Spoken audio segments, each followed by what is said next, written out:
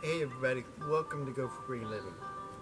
And today I have a special video today. It's prep work for grafting a potato to a tomato. And the reason you have to do prep work for these is because if you don't, you're not going to get any potatoes. And I've learned that lesson. I learned that lesson several times, but I figured it out. I have it mastered now. So the one thing you got to know is that potatoes grow up, and when the potatoes grow up, you have to plant them deep. But now you aren't going to be able to keep burying over a potato because the tomato, you can't bury the graft. Once you graft them, you can't keep mulching up over because the tomato will grow its own roots and it'll forget all about the potato and you'll lose out that way. So you'll lose your dual crops for that. Now, what is the reason we do this for? Limited space.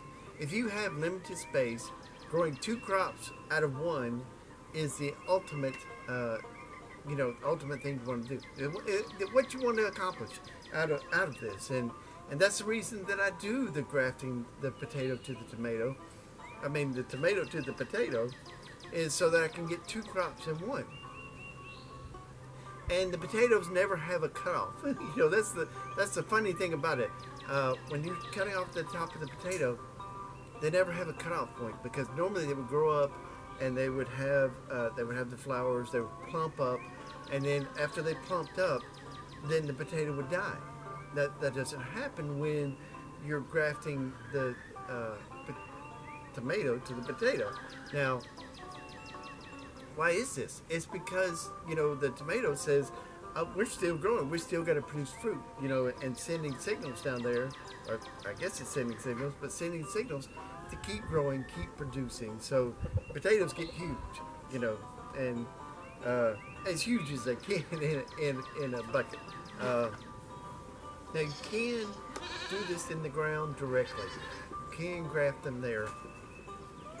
And then I possibly might this year when it comes time to graft them because that's a really good idea. But anyway, so it just would be very practical for me to be able to get both crops for one. But I usually don't leave plants in these raised beds that long. I usually like to rotate them out quicker so that I can produce as much food as possible. All right, but let's get into how I have figured out the best way to do it is. Okay, now you see here in my bucket I have a piece of 1/2-inch PVC pipe and an elbow, and through the hole is a 1/2-inch grommet that you get from Granger. It's an electrical grommet, and I'm sure you can look it up and it won't be any problem about finding that. But I just stuck the 1/2-inch pipe there in an elbow, so when it fills up above the elbow, it will drain and siphon out. So it never will fill up past that point of water, but it always gives them a water supply down there. So when the roots reach down there to the water supply, then it'll help keep them moist, watered, help keep them watered through the hot summer, which we're gonna head there in just a few months anyway. So after that, after I made my hole and I got it to go through there in the bucket. I made these buckets let me say this, I made these buckets to go in a hydroponic system at one time, but then I decided to do an aquaponic, so we're talking that many years ago. So that's what started this whole thing. But anyway, after that, I take and I fill it with rocks around the pipe, and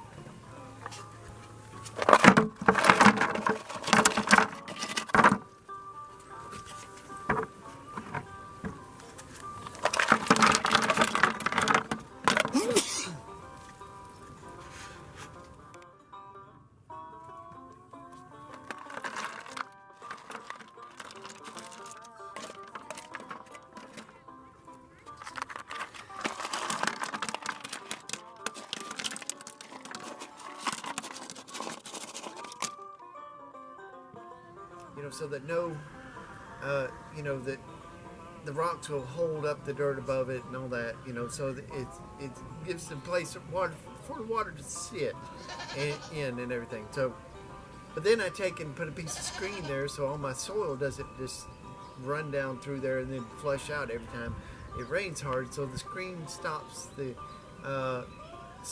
dirt from rushing out of there. So anyway, but then I fill it, put a little bit of dirt about 2 inches off the water is where you want to be, so that you're not setting the potato in the water so that, you know, it won't rot, but 2 inches above the water reservoir, and that should be just fine. So then you just fill it up with dirt.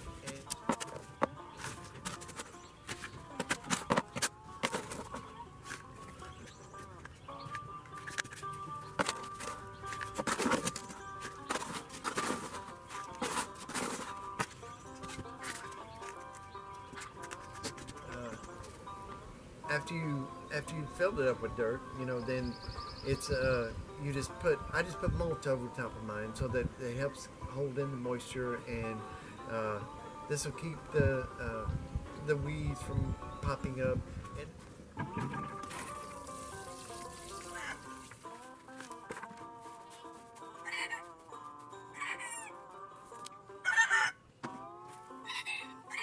This pot will actually sink down. It'll sink down about another 2 inches off the top, and I'll just fill it up with mulch, because the potato's not going to need any more dirt, and the tomato's definitely not going to need any dirt. So, and this mulch will just you know, that's all you'll need. It's just mulch or hay or the leaves, you know, like I use. So that's it. That's how I prep for my grafting of my tomato to my potato. I got to put it in that order because the potato's at the bottom and the tomatoes at the top. You've seen me do this a bunch of times, but I think I'm perfecting it now. The more you do something, the more you practice. You know, just like reading scripture. The more you read the Bible, the more you learn. So anyway, this is another part to feeding your family. You know, especially in today's economy and the way things are going, there's no telling what's going to happen. They're trying to save the economy, and I hope they do. But you know, if in case they don't, then I suggest grow as much as you can, grow everything you can, and